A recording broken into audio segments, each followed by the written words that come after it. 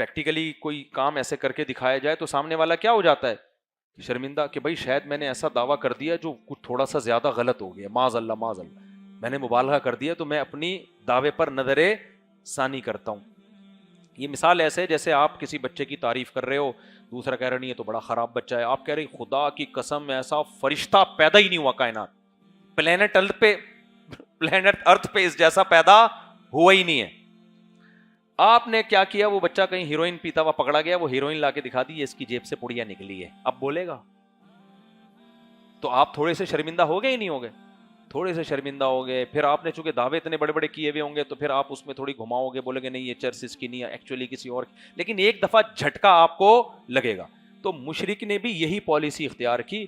بھائی محمد صلی اللہ علیہ وسلم کہتے ہیں کہ موت کے بعد دوبارہ زندگی ہے، حساب و کتاب ہے.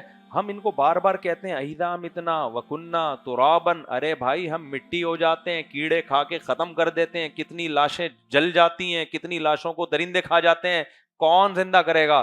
اس نے کہا یار ایسے سمجھ میں آ نہیں رہا، تو میں ایسا کرتا ہوں. وہ گیا پرانی ہڈی قبر سے نا تلاش کر کے، پتہ نہیں کس کی ہڈی ہوگی، اٹھا کے لایا اور پھر نبی کے سامنے رکھ کے کہنے لگا من یحیی العظام وہی رمیم. اے محمد صلی اللہ علیہ وسلم، کون اس بوسیدہ ہڈی کو، اس ہڈی کو زندہ کرے گا جبکہ یہ سڑ گئی ہے؟ اس کا خیال تھا کہ محمد صلی اللہ علیہ وسلم شرمندہ ہو جائیں گے معاذ اللہ.